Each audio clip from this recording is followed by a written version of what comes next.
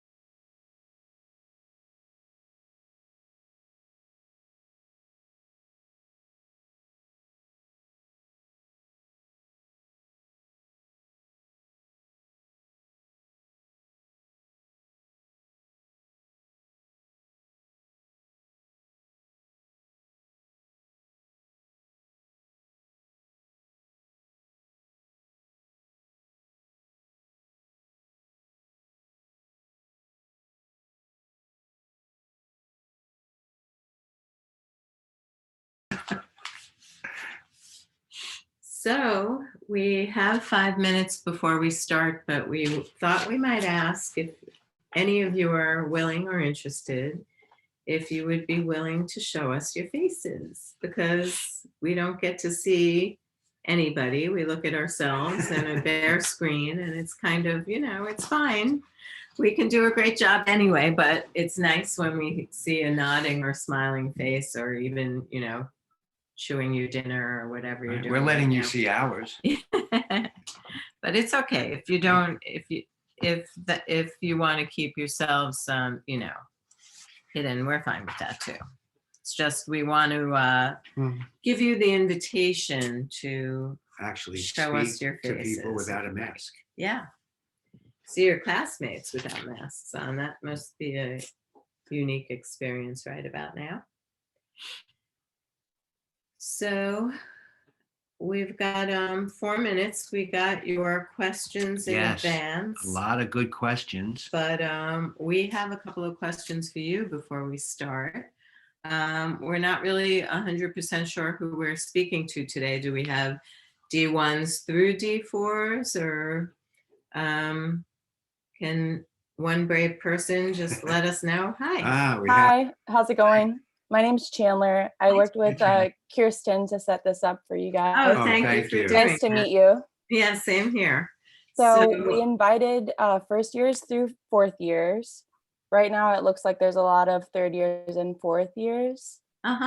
on the call, but I think we're expecting actually a lot more people. So if we give Okay. it maybe like 5 or 10 more minutes before we Sure. start. Sure. Yeah. So there's Where a are we bunch of going? us that are interested in hearing what you guys have to tell us tonight. So thanks for coming. So while we're waiting, we're kind of interested in how school is going for all of you, with all the COVID restrictions and everything. Has it changed your daily operations, or are D4s in the clinics? What's going on? At the beginning, it was a big change from how we were operating, but right now we're almost back to 100% capacity. Wow. And they Great. introduced a lot of things for us to use, like these special suction machines and different ways to space us out in the clinic. So it's been a lot of changes in that aspect, but we're already doing almost every single procedure, Wow. except Wow. using a Cavitron. Uh-huh. Right. That's great. Even I went to the dentist and didn't have the Cavitron. Wow. Well, Mhm. see, we've heard that the post-grads are allowed to use Cavitrons, but they're not allowing us in the main clinic. Uh-huh. So it's a lot of changes. Yeah. Well, if anything, it prepares you more for, going out. Are you a D4? Yes, I'm a fourth year. Are you doing a residency or going to work? I'm not sure yet. I'm still thinking about it. I've applied to a few GPRs, but I think I might go right into employment. Okay. Well, hopefully after hearing some of the things, because we're talking about employment, we are also, former teachers at NYU for a gazillion years. So we're kind of big also on pushing, more training, more training, more training. Mhm. Especially now when you lost some time. Right. You The know. GPR programs are super competitive this year, I think, because of Yes. COVID, especially. Yeah, that makes sense. They go through years where they're begging to fill a slot. Mm-hmm. Yeah. This And year then it's the year very where they're- different. Right. It just depends what year you're applying. Hmm. And this year, I think a lot more students, graduates, want to kind of hang out for another year, Yes. in an educational kind of setting. But we'll talk about that, during the Yes. presentation as well. That'd be great. Yeah.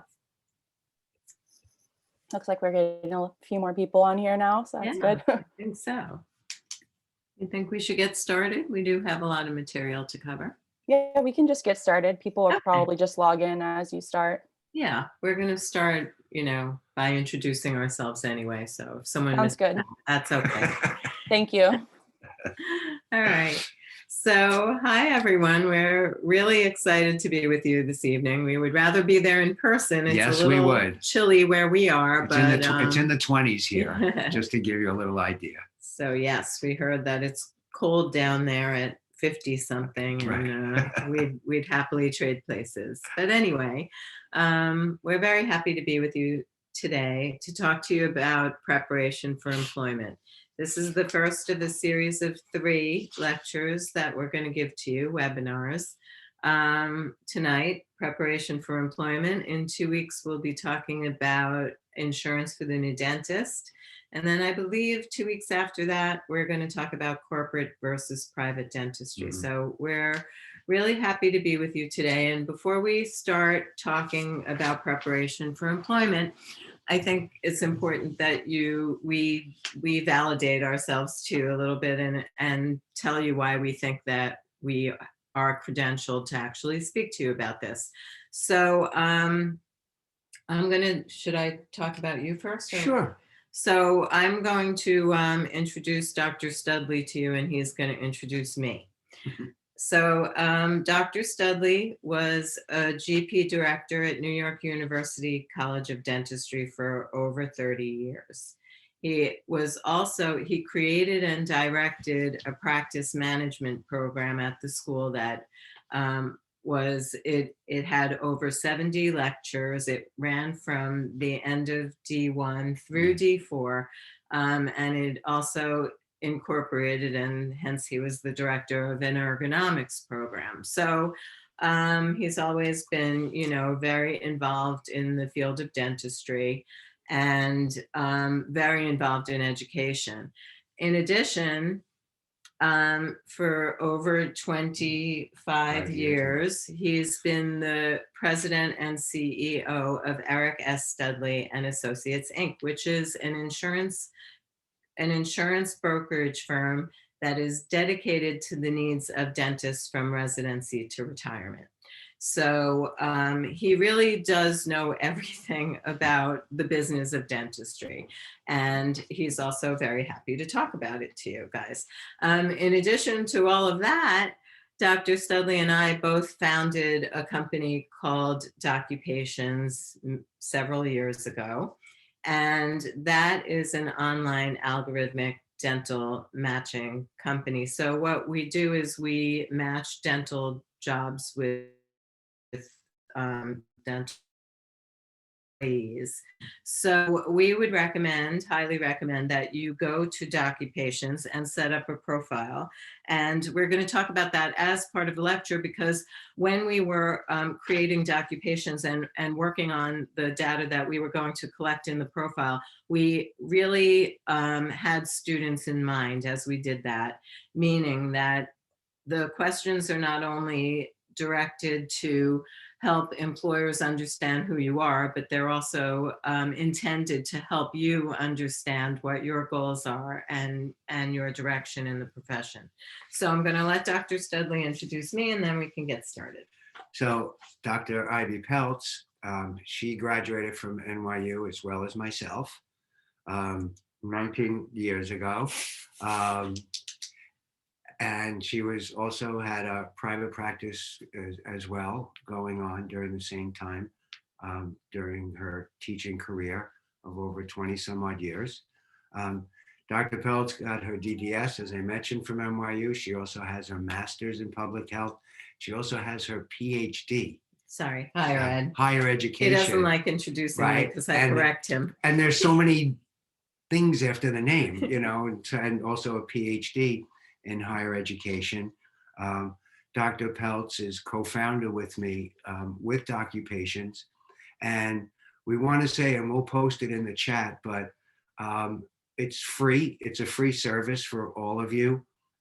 We'll post the promo code. It's ESS Cares, all capitals. Right. So if you go on to www.doccupations.com, and when you get to the billing page, you're going to be asked for a promo code. Put in ESS Cares, Eric S. Studley Cares. If you go to your chat right now, you'll see all of that info. So we recommend that you do it, and we're going to talk about why once we start talking about this. I do want to add also that I also was a GP director at the school for over 20 years. So we both were group practice directors. We understand the needs of dental students quite intimately, and we are going to try to answer all of your questions tonight. Right.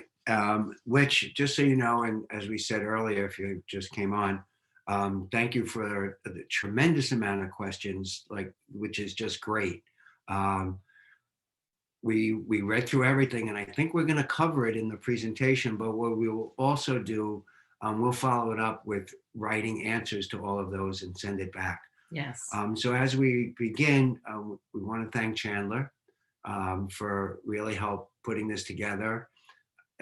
It's not as easy as everybody thinks, just, all of a sudden things just show up and you click and now you're here. So Chandler, thank you so much for, helping us with this. Happy to do it. As we talk tonight about preparation for employment, and it's probably like one of the most popular topics and subjects that people ask us to speak on. One of the things, though, that we have to say is we have to put out a disclosure. These are the views of myself and Dr. Peltz, and any things that we may talk about, please make sure you go to the right advisors, such as attorneys and accountants. And there will be points in here where I will actually say to you, you really should, though, speak about, with an attorney or with an accountant or with a financial advisor or the proper insurance advisor. Because these are things that, as you start to go to this next phase of your career, putting together that proper advisory team is essential. I still tell a story. I met my accountant. I saw a sign. It was free pizza at 12 o'clock on the 6th floor when I was a D4 student. So free pizza. So right away I should go to the 6th floor. Mm. And I met this person who for the last 35 years has been my accountant. So, don't be afraid to meet people, interview people. Patients will interview you. So you shouldn't feel any different. And also at certain times, if you have to change your advisors because they're not keeping pace with what you need, then that's what you need to do. But building that advisory team is just imperative when you're starting your career and continuing it as well. So before we talk about anything else, we want to talk to you about the types of employments that there are and some need to know terminology. So nobody loves a vocabulary lesson, but you've been trained in dentistry, and now this is a whole other vocabulary that you need to learn. So one of the first things, it was also a question. So I like to use examples. So someone asked about how will they get paid? What kind of tax status? So for those of you who will be going into a residency, you will be considered what we call a W-2 employee. What that means is that taxes will be taken out of your paycheck. So, you'll hear residencies, they pay, $50,000, $60,000 is the annual salary. And then, you see your first paycheck, which you thought would be about $5,000 if it's $60,000, your paycheck will be somewhere between $3,000 and $4,000 because your employer is taking out all of these taxes. Okay, depending on what state you work in, tax structures are different.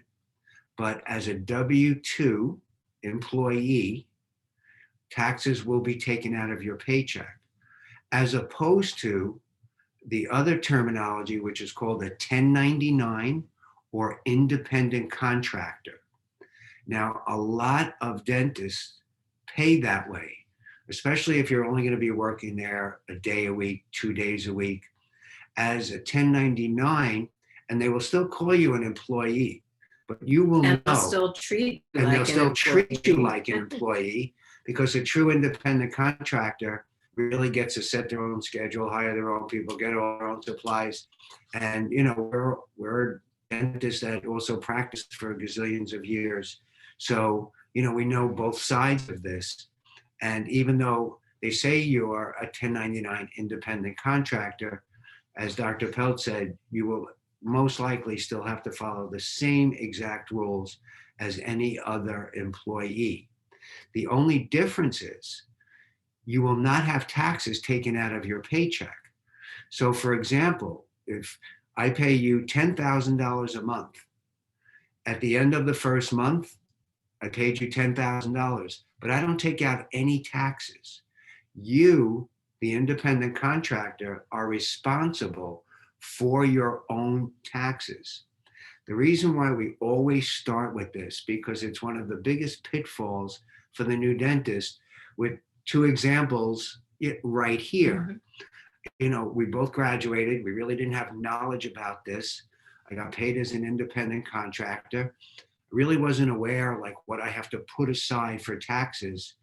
And in, I think it was March or April, taxes are due April 15th of my first year working, I meet with an accountant and they told me I had to come up with somewhere over $20,000 in 2 weeks. So we both had to borrow money in our first year of employment to pay for taxes. So when you graduate and you have these choices, if you have choices, and you're trying to make a decision, that's fine. It's fine to be an independent Right. contractor. There's nothing wrong with that. There are many advantages to it. But make sure that you meet with your accountant early on in the year and set up a schedule for paying taxes so that you do not get, hit at Stuck the at the end. end with a horribly large bill that you haven't saved for. Right. You will pay like the accountant will figure out, your projected income, and they will set up quarterly estimated taxes that you'll pay. If you end up making more at the end of the year, you have to pay a little bit more. If you ended up making a little less, they credit it to the next quarter because you're always going to have to keep paying taxes. So we have a question. Why Yes. would you choose one over the other? Well, sometimes it's not going to be your choice. Right. All right. Especially if you're working, for one of the big organizations, they pay, most of them pay everybody as an employee. So it's really going to be how that office sets up paying their associates. If you are given a choice, then number one, once again, speaking with an accountant, because if you have multiple jobs that are 1099, then you're going into another realm of possibly needing to set up a corporation for certain reasons. This way, all of your 1099 payments are paid into your corporation. So that's why these kinds of discussions should happen prior to you starting that job. Sometimes if you are given that choice, great.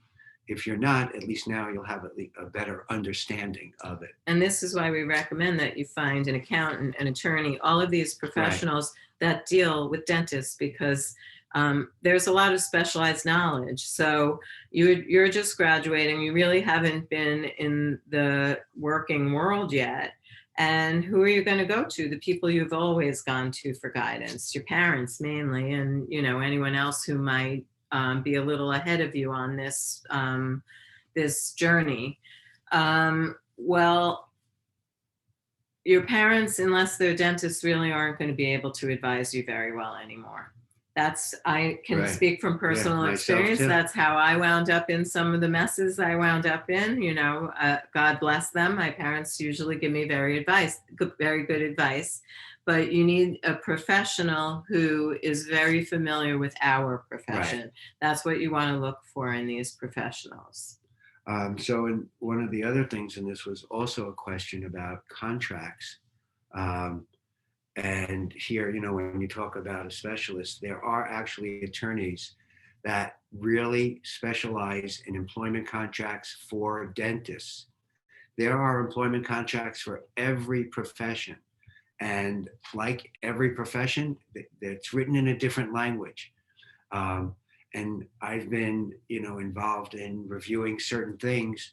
And I've had an attorney say, oh, I didn't even look at that. Because they didn't really know how the true structure of how this dentist was getting paid, or truly understood, let's say, for example, the restrictive covenant about limiting that dentist's ability to work later. So it's important that you work with that right attorney. Most jobs are giving out contracts or even an agreement. Also, depending if you're an employee or an independent contractor, the agreements will be different, at least in writing, because there's certain things that an employer has to follow in order to have an independent contractor agreement. Contracts are always written in favor of the employer. But we are going to have an entire webinar on Yes. contracts in, I believe, 1 month. So Okay, good. maybe we should We'll get on leave- there. But yeah. if you have that opportunity, always review, have the right people look at them, because once you sign this document, it's a legal document and it's 100% binding. And, in order to get out of these things, it's costly. And a lot of times you just can't. So most jobs will give you a contract. If they don't, because a lot of times I've gotten calls that went on an interview, he just kind of told me what he's going to pay me and that kind of thing. Great. Send a confirmation email reiterating everything that was spoken. And with confirmation, then that will be at least a binding agreement for you. And you got to write the agreement. So things to keep in mind. Another very important thing to learn and understand is how we get paid. And I know that, we all enter dental school and now we're getting, especially to the D3s, D4s, getting to that end of what we've always dreamed of. And you just want to get out there, work and get paid. And that's great. And I wish it was that simple how we get paid out there. So we'll start with the simplest. If you are going to be a resident, then you will have a salary and they will say you are paid X amount of dollars, and that's what you'll get paid. So you really don't have to worry, am I doing enough as far as for dollars? You're still going to have to, maintain your competency throughout residency as well. But you're guaranteed, if they say we're paying you $50,000, you're guaranteed that. So some jobs, and corporate included, Oh, he's from New York.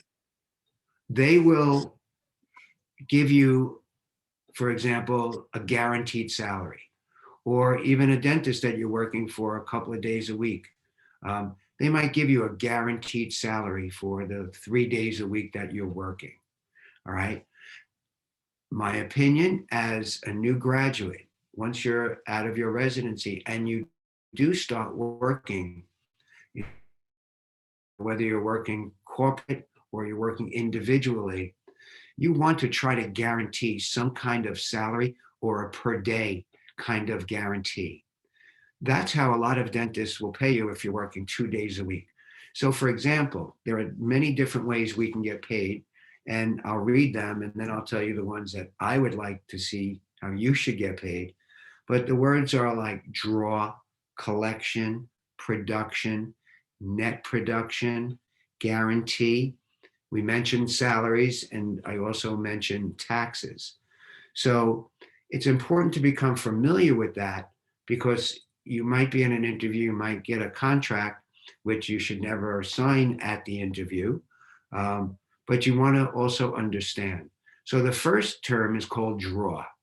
I don't like that, and I'll explain why. First of all, I'm not a gambler, and that term to me is a gambling term. When I work for somebody, I don't want to gamble with my paycheck. But as a young dentist, as a new starting dentist, the draw sounds really appetizing. So what it means is, I am going to guarantee that I will give you a $10,000 a month draw every month. So that means that you are guaranteed for that year $120,000. But I didn't say it was a guaranteed salary. It's a guaranteed draw. What the draw means is, I'm going to put it up against a percentage. And usually the percentage will be of what we collected on your patients. So you start working for me January, February, and March, and I pay you $30,000, $10,000 a month. That's our guarantee. But at the end of every 3 months, you and I will sit down and we will go over your collections. And we are going to base collections on 30% of your collections. And after we take that total, I paid you $30,000, and now you only collected $25,000 for those 3 months. Really good. You only owe me, the employer, $5,000. But you don't have to pay it back to me. You just have to produce $5,000 more the following quarter. And you could see how this can really start to snowball, especially for a new grad. And then when you start to feel the pressure to produce, which is horrendous, and we never want you to have to feel that. So the draw, as much as it might seem, really nice, and I have this, you never really own it until you outproduce it. Very difficult for a new grad, okay? Another term that I mentioned was collection. And that's pretty much how dentists will pay you if you don't have a guaranteed, contract. What the collection means is an average collection, pretty much throughout the country. West Coast might be a little bit lower, but average collection is about 30%. So which means I say you come work for me. I'm going to give you 30% of your collection. So that day you did $1,000 worth of dentistry, $1,000. But the front desk only collected $100, 30% of that. So I'm going to pay you $30 for the day. And you're going to have to keep track about the collections and the collections. And it's something that you don't have responsibility for because you're in operatory number 2 already when, Mrs. Jones went up to pay or whatever. You're 2 patients past that already. So you're being held responsible for Even though somebody you have else. no Right. control No control. over the collection. And you have that. But that is the most popular way that they will pay a dentist out there, on collection. So if you are going to be paid on collection, you must get a guarantee for the day. I just want to interrupt Yes. and say, I know you're getting to it, but the opposite of being paid on collection is being paid on production. Right. So one is what you produce, and the other is what the practice collects of the money that should have been collected. Obviously, production is It's much better. preferable. And years ago, that's how we used to pay. Now it's being paid on collection. So if you are being paid on collection, you want to make sure that you have a guarantee per diem. Per diem means per day. Okay, you don't want it for the week because then they have to add up. And if you had a good day on Tuesday and a slow day on Thursday, your numbers won't match up and you kind of lose. So you want your guarantee per diem, per day.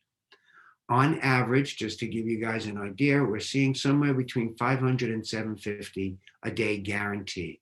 New grads looking at the 500 to 600. You also might have sort of like a hybrid, and I see this in a number of corporate contracts where they say we will give you a guaranteed salary of $150,000. And just to answer another question, average first year pay for a new grad nationally throughout the country is $150,000. Have things changed a little bit since COVID? Sure. But on average, that's what I'm still seeing from all the major corporations that are out there. So I'm seeing a lot of those hybrid type of arrangements where you're guaranteed the $150,000, but they will do it against 30% collection. All right. The more you understand some of the offers that are out there, that's why doing research ahead of time, getting copies of contracts from all these different corporates, if that's what you're looking to go towards, you should really start reviewing them because then you can see what the offers are and what you might also be able to negotiate. So as Dr. Peltz mentioned, production, that's the ultimate best. That just means, patient paid, you did $1,000 worth of dentistry, they paid $100, you're still getting your 30% on the $1,000. All right. So yes, much better. But as economies have changed, dentistry has done that, the same. And so many of you will, if you do go into your own practice, all the things that you'll complain about as an employee, don't worry, the employees that you hire, they'll complain about you for the same reasons. But it'll also, make a lot more sense to you. But I think your point is you're not going to have that much say over what's being offered in terms of the way that you're going to get paid. But it's still important for you to know what's what, because if the employer does say to you, how would you like to get paid? You'll know that you can say, well, I really, since I can't control, I haven't hired any of the staff here, I would prefer to be paid on production. Right. See what happens. All right. So it's important because that's what you'd really like to get. And the best, a guarantee against production. Oh, that's beautiful. That really gives you such nice security. I always say, if you want a pony, ask for a pony. Maybe you'll get. All a person can say is no. Right. If they want you for the job, they're not going to say, oh, now I don't want you because you asked for whatever. they'll say, no, you can't have that. And then you'll decide if you still want it. So, and then the last term that you should be aware of is called net production. And it sounds like you're being paid on production. Net production means collection. Okay. So you might see that in there, and it's like, no, you know what? I'm getting paid on production. It says that, look, net production. Net production means it's production minus collection and all the other expenses. Okay. So, just to give you a little bit of idea, terminology, we all learned that as D1s. We had to learn mesial, distal, lingual, palatal. Some of these terms eventually will become just as simple. Yes. Because it's how you're going to get paid. So you're really going to pay attention to that. So before we move on, I just would like to inform any newcomers since we started that we will be presenting again in 2 weeks. And the topic that night is going to be insurance for the new dentist. So we hope you'll all tune in. That's going to be Monday, the 25th at 7 p.m. So one of the other questions, that we received, when to start looking. Mm-hmm. And whenever we get this question, I always say, as soon as we finish this presentation, okay? It's never too early to start, in other words. Right, even if you're a D1, D2, mm-hmm. Definitely not too soon. Right. And the reason is that there are things you could be doing all along. For example, as we said earlier, when you set up your profile for Doccupations, if you decide to do that, you will see that you're going to have to start thinking about some of the things that you'll need to think about before you can look for a job, like where do you want to be? What types of hours do you want to work? Type of practice. What type of practice? So it's important to start thinking those things through, because if you want to find an ideal job for you, you really have to understand what it is that you're looking for. Now, as restricted as a job market may be, you never know what's going to happen. I once had a D4 student, and she decided that she wanted to live in LA. I believe that's where she was from, a ritzy area. And she wanted to work in an aesthetic practice. And I said, well, I think, that you're not going to be starting that way. That's not how people start. You don't start off in a ritzy practice doing all aesthetics. That's it. You have to kind of, work your way up, work your way up and earn that privilege. Well, don't you know that she introduced herself to a very famous aesthetic dentist, and she got a job there. She's still working there. So unless you try, you're not going to know, but you have to know what you want before you can even try to get it. So if you don't know what you want and you're just looking for jobs, then you're going to wind up getting something that, most likely won't be what you really wanted, and may not even be that great of a job. So you need to spend a little time on that. And that can start now, even if you're in D1.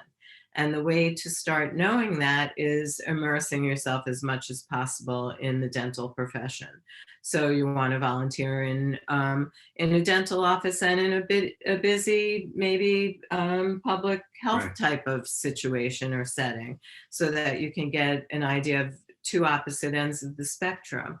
You really just want to put yourself out there as much as possible. And another thing that you can be doing starting in D1 is you can be collecting some letters of recommendation. So if you've formed a bond with a preclinical instructor and you think that they're going to write you a very nice letter of recommendation, you should ask them now, because when you need that letter in 3 years, they may not remember you so well. They've had a lot of other students since then. I know it's kind of heartbreaking to have to face that harsh reality, but there's a parade that goes through every year, and it can be hard to recall specific things that you really enjoyed about a student. So help them out by asking them early while you're still very fresh in their minds. Right, and that we find, because since we were teachers for so long, also, the sooner that you ask for your letters of recommendation, the better. They're also longer they're more involved. So meaning the earlier on in the cycle. So if you're not just asking for a letter for your files, which is what you would be doing in D1 most likely, but now it's actually time to start applying. We're most creative and energetic in the beginning of that cycle. And as time wears on, our enthusiasm has to wane. It just does. And we start really struggling to find words to help. And another way that you can help your faculty with the letters, that because you want to help them, Mhm. because you want these letters to be very strong. So another way is in your email asking if they would mind writing you a letter of recommendation, or in a follow-up email if you have asked the faculty in person. Try to tell them as much as you can about, you might want to attach your personal, your letter Personal of statement, your CV, your letter of right. intent, or whatever Right. it's called, your personal statement for your recommendation. Because we don't always know everything about you guys. So, but your letter tells us a lot, your CV tells us a lot. So attach as much as possible. Bring up, why did you ask Right. that faculty to write the letter? Maybe there was a specific instance or a situation that they really helped you. Believe me, that's going to make them feel very good about Yes. you. Try to make it easy for them. So when we started, talking to some of you at the beginning, it's, what are you doing next year? And it's important. So if you are, first of all, looking to do a residency, or let's say you're really not sure, do I want to do a residency?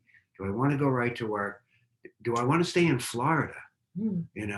Um, so many of our students, and we're, at NYU, they're a lot of them are just, kind of going through. They stopped over for 4 years, and it's just to the next step. Others that were from other states, and it's like, oh, you know what? I think I'm going to stay in New York, Or at least for another year or two. I'm right, having fun, So there's a whole spectrum. There are tons of reasons that people stay where they do or make the decisions that they do. right. Or if you are, let's say, looking to relocate, and you want to eventually maybe start, living and practicing in a state that you really haven't been in, or maybe you vacation there, and it's like this would be a great place to live. This is where also the residency becomes a phenomenal tool, because then look for a residency in that state. All right. So if you are looking, prior to COVID, I lecture in all these hospitals all over the place. And half of the residents aren't even from, the state that I'm lecturing in. Um, they're like you, just a completely opposite, West Coast to East Coast, North, South. Um, they just wanted a completely different experience. They don't have intention of staying, but they want to leave. Or others that, well, I want to see if I can, make it here in New York, kind of thing. Doing your residency for that year, number one, you're being paid. So you're not wasting time. And it really gives you an opportunity to, number one, the additional training is just phenomenal. But then also, living in that environment, it's a completely different environment. If you've lived where you guys have lived all along, now you come, to something different, and now you're dealing with a real winter. I'm not talking about the morning where you wake up and it's 50 degrees. I'm talking about you wake up and your cat is telling you it's cold. Hmm.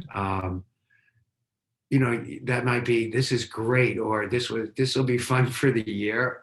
And then, I can't wait to get back. But it gives you that real good opportunity. Also, even if you are going to work in a corporate environment and you are relocating as well, what did you lose? You worked for this corporate group for a year. You got a good salary. You got phenomenal experience, great experience, and then you get to move on. So you really don't have to look at this as I made the wrong decision. One of the things, we don't have jobs as dentists, we have careers.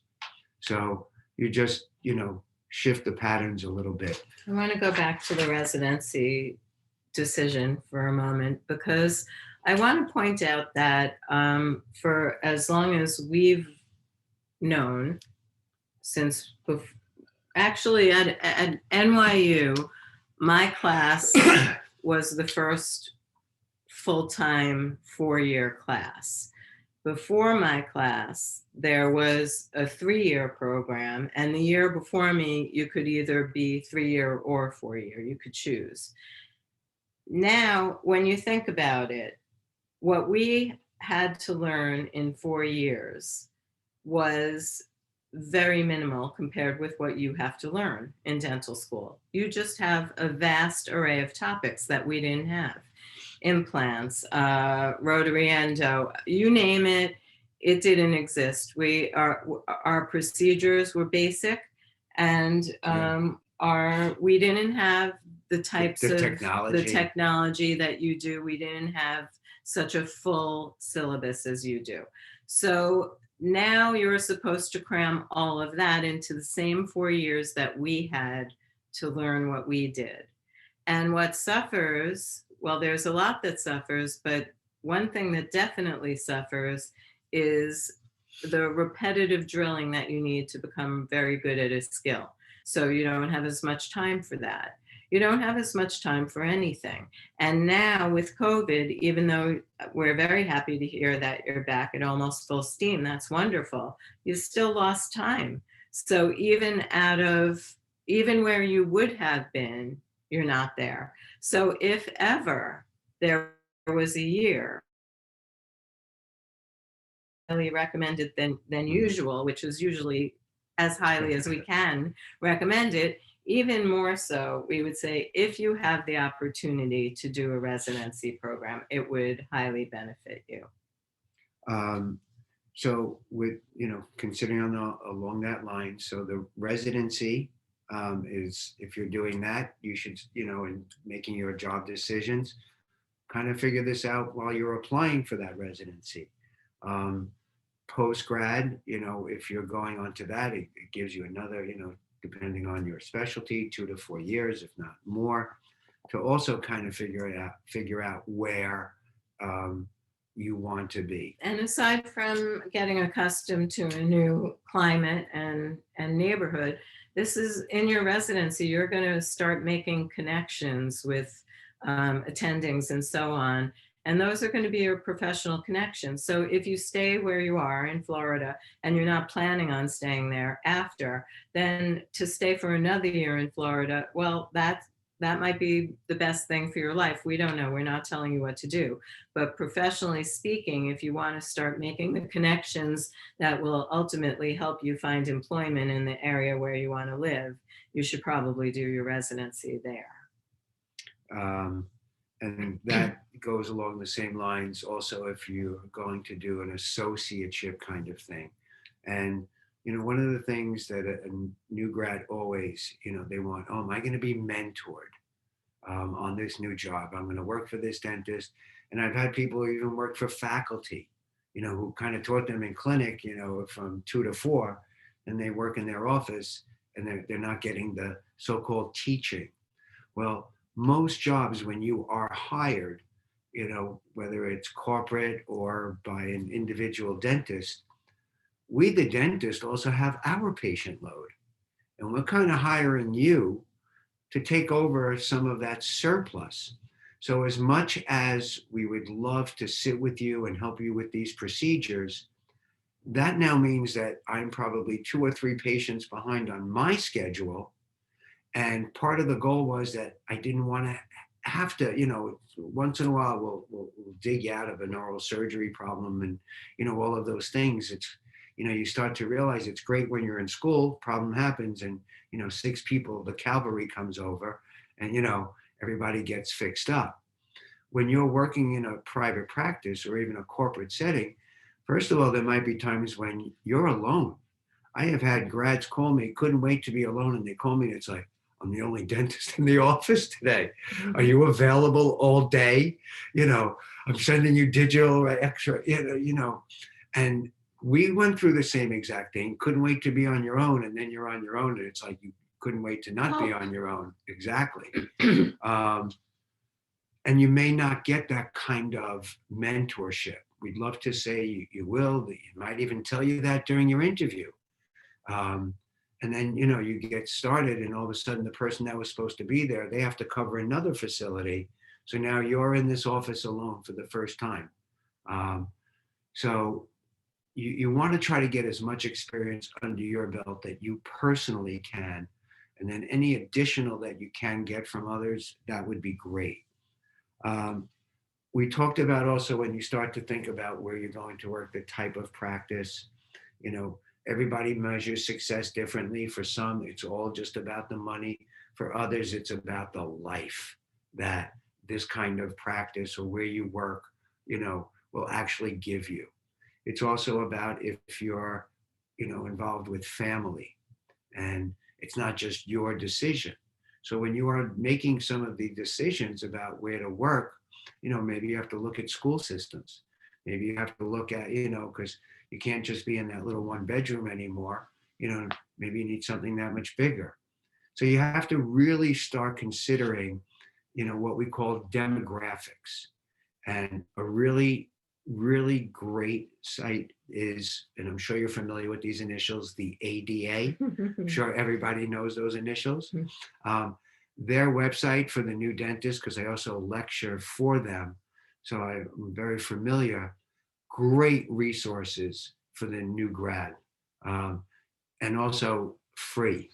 So you can get different reports like demographics, which will show, if you want to work in a certain area, because like Dr. Peltz's student, she wanted this high-end fee-for-service cosmetic. Average income has to be six figures, like you can't believe. That's called demographics. And you could look up any city, state, county, and it'll tell you how many dentists are there. It'll tell you what's the median income, so that if you're looking for that certain type of practice, it will also tell you what is the median age group, right? Do you want to go to an area that has just so many people that are over the age of 80? Or are you looking for an area that has an overabundance of what Dr. Peltz and I are? We're baby boomers. And just so you know, we're the largest spenders of dentistry, because we have the most amount of implants than any other generation. So all of these different factors kind of go into play, like, where am I going to work? What am I going to do? Now, we have to get them to the point of getting there. Exactly. So, we have 74 of you watching right now, and we're not sure how many of you are D4s, but let's just call it 20. So you may find yourselves on the same interviews. I went to an interview my first year out, and one of my dearest friends was sitting in the waiting room. That could happen. How are you going to distinguish yourself from all of the other students who are equally qualified? And first of all, one thing that I think you need to know, Dr. Studley kind of alluded to it, is that when you graduate, your self-esteem as a dentist can be a little bit low, because you're new, and your faculty have beaten you up for a while, and even if you think you're good, you still have a lot to learn, and all of that's true. But whoever is looking for an associate, they need you. You have value, and when you're trying to figure out how to distinguish yourself from all the rest of your classmates, it's your job to figure out what your value will be to that dentist. So first of all, you have to find out everything you can about the practice so that you can understand what voids you can fill. And secondly, you need to spend some time thinking about what it is about yourself that you as an employer would value. And then those are the pieces that you need to use. We call that branding yourself. Right. And you want to brand yourself. You want to create your brand. Maybe your brand is that you are an extremely outgoing person and people love you. That would be one sort of a quality that may not have anything to do with dentistry, but might be very appealing to an employer. So how are you going to set yourself apart? Well, all of you, when you applied to dental school, you did that CV, and that was, now if you're applying for residency, now hopefully you finally have updated it. Um, but it's important to really update that CV because it's also an educational tool for the person interviewing you, especially if they're not from your school. Okay. If you are interviewing with someone who, taught at a completely different school, they may not be familiar, or if they went to that school, they may not be familiar with the curriculum. Um, I lectured at a number of schools, so I talk to the students, so I'm aware of a lot of the curriculums, but there are so many others that don't. So you need to brag a little bit and tell that person who is interviewing you, here's a brief 15 bullet about my curriculum overall in dental school. And if you did a residency, give another 15 bullet. This is what I learned in residency. Why? Because some of the people who are interviewing you did a residency 30 years ago. And residencies 30 years ago, you wrote a prescription, you pulled the tooth, or you saw them the next day. There wasn't more comprehensive kind of dentistry going on. So you have to educate them so that you can open their eyes and say, wow, I didn't realize that you guys are Invisalign certified, rotary instruments. I know some schools are doing sleep apnea now, all right, which is just phenomenal. So these are all things that dentist may not be doing. And when Dr. Peltz mentioned doing your research, because if you are going on that job interview, and let's say Dr. Studley's interviewing you, you're going to go on my dental website and you're going to look about all the things. Number one, it'll show where I went to school, but it's also going to show my hours that my office is open. It's going to show procedures that I might do or do not do. So now when you're at your interview and you now say to me, well, Dr. Studley, I noticed that you're not open, any evenings or weekends. It was like, oh, I just can't do that. Well, you know what, Doc? I'll work for you Tuesdays and Thursday nights. I'll work a Saturday or a Sunday, because that's kind of how people work nowadays. All of a sudden, I am figuring out a way how to hire you because you now flip the table. Usually the employer is the giver and the person on the other desk is the taker. You now just made yourself the giver. And the employer will be so taken aback. I have a former student who is looking for a job. He graduated, but didn't do a residency, but feels he's not prepared. He actually got hired as a dental assistant for this dentist, because especially in New York, dentists need dental assistants. And he said, I want to work for you as a dental assistant and you'll teach me. And this dentist called me and he said, I have to hire this kid. Like, look at this initiative here. And I said, and your plan? He goes, 6 months, I'm going to hire this kid as a dentist. It's like, if he's willing to do this just to get his foot in the door, I have to have him. All right. And this guy just walked in, he's in the neighborhood and he just walked in. And, like anything, good timing. So that CV is your entry. So the CV should be up to date. As Dr. Peltz mentioned, that's why getting those letters of reference early, because you want to put that in there. You don't have to keep the letters in there. But if you got a letter from Dr. Studley, Dr. Peltz, you want our references, Dr. Studley, GP director, email, phone contact. Because when you put, and we see this all the time, at the bottom, it says references available upon request. Well, you know what? If I have to ask, I'm too busy. If on your CV, it's right there, I can then hand it to my office manager or whomever, or maybe I'm going to be the one to call. But they're going to call that right away because I want to fill that job quicker than later. So the easier you make it for me, better. I would also like you to look outstanding by having a before and after photo gallery attached to your CV. And you say, oh, but nobody does that. Exactly. Nobody wears these funny hats like I do. All right. You stand out. But if you attach photos and then the other person that they saw no photos, who am I going to hire? And especially now where most of your interviews will be virtual. And a lot of your interviews will not be done by a dentist. They'll be done by a human resources person. So you need to show best as quick as possible. And lastly, if you really have the initiative, if you could do a web-based CV, it blows employers away.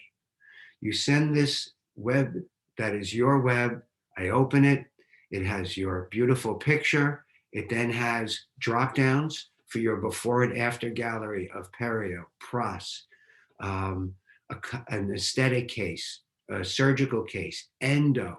Endo, so nice to show. GPs love when a new dentist can, has a decent competency with that. You can also put video recommendations on there. Get your faculty, if they, especially if they may Right. not even write that well. Not all dentists are such great writers. Just take out your camera and videotape them making a statement. Put that on your web-based CV. Yeah. Anything to make yourself stand out. Right now, I just want to announce that if you, we are going to give $5 Starbucks gift cards to everybody who's in attendance right now. There's going to be a link in the chat, and if you actually, there is a link in the chat right now, and if you fill that out, we will email you a gift card. So we have a little more than 10 minutes to go, so I hope you don't mind if we go a little over. But when we start to talk about now, how do you find a job? Okay. And I know that blew me away. It's like I went to dental school this whole time, and then all of a sudden on a Sunday, I open up the paper and it's going under help wanted for D, for dentist. And it's like, this is where I'm finding my job. Now, fortunately, you don't have to open up the paper, but you could use all of these different sites. And, Doccupations is just one of them. You have Indeed, you have Craigslist. There might be certain different sites that are germane more to even your area that you want to be in. All of the societies, the Right. dental societies, have like Job an boards. internet version of their catalog or Right. Monthly periodical, whatever they put out. And usually there's a job board on there as well. And especially if you're looking to relocate, contact the local dental societies in those areas. Every state, county, they all have now the smaller little dental societies. And they have job postings, and they also love having the new young dentist in. Once the virtual kind of gets out of the way, God willing, sooner rather than later, these meetings are unbelievable platforms for the new dentist. Dr. Peltz and I speak at a lot of these meetings, and we were at one of our local ones. I had 12 of my students there, all recent grads, dressed beautifully, all with envelopes. And I was like, what is that? Well, Dr. Studley, we remembered your lecture. We have 15 CVs here. There's a lot of old dentists here that probably need us. We're not leaving until we hand out every CV. All right. What a great place to meet. First of all, it's safe, it's secure, because everybody's a dentist. You're in that kind of, frame. Excellent place to meet. Also, your alumni association, if you are thinking of staying local, or even if you're not. Right. Most alumni associations have branches in cities everywhere. So alumni love helping recent graduates from their school. We don't know exactly why, but so to find a job, you're going to try everything. Both of us, coincidentally, we didn't even know each other back then when we first graduated. Both of us found jobs just by sending letters, actual letters in envelopes with stamps to dentists in a zip code. And then we followed up 2 weeks later with a phone call. And then I showed up at one of those offices and I wound up getting hired. Very similar to the story you were saying. And about these were not dentists that were looking to hire. We just, we probably attended the same lecture at one point or another. Probably. And it was, I just blasted this zip code. Or great minds think alike. That's true too. But anyway, so you're going to try everything that you can think of, in other words, and you have to do a lot of networking, because you never know who's going to know someone who might wind up hiring you. Right. You just kind of can't be shy about that. Yeah. And then lastly, when, we finally get you to that job interview, um, this is a whole new beast for you. You had that interview for dental school. Um, so that might have been the last time you had any kind of interview. Now you're going to be interviewed. And as I mentioned, right now, all of the interviews are virtual. Um, you won't have that availability because I always ask, especially if you're going to work for a new facility, different place, that and a lot of the corporates would actually fly you out there so that you could see this location. And I always recommend that you do that before you sign anything, because you really want to see, where you're going to be working.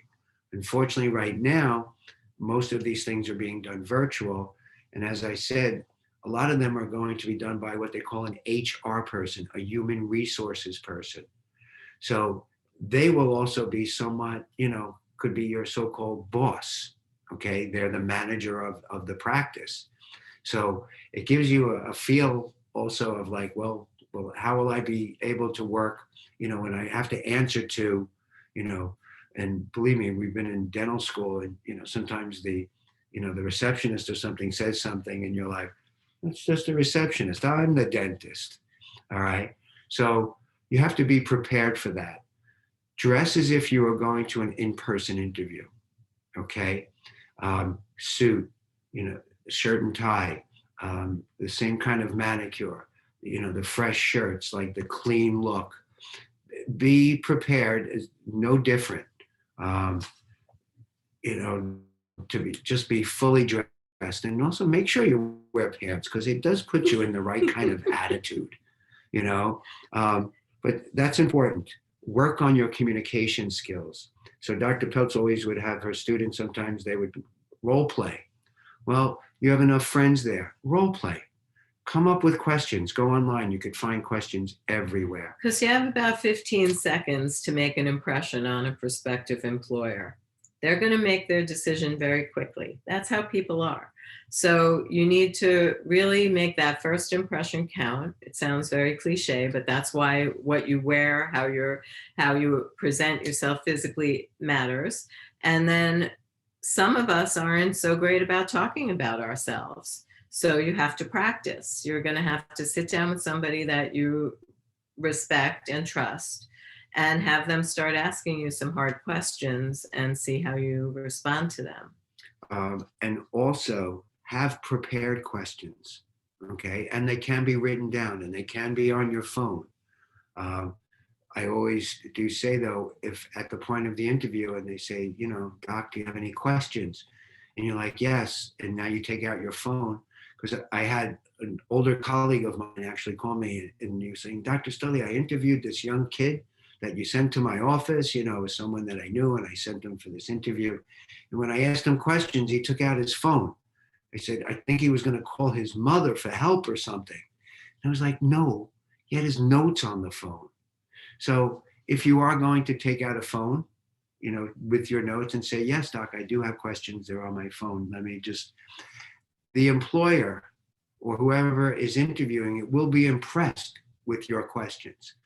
I have never, ever hired anybody who did not ask us questions after we said, do you have any questions? Speaking of questions, yes, I want to mention that Dr. Studley is available to answer any questions at insurance@drericstudley.com. That will be in the chat. So that's insurance@drericstudley.com. And that's for any insurance related questions or any guidance that you may like as you begin your career.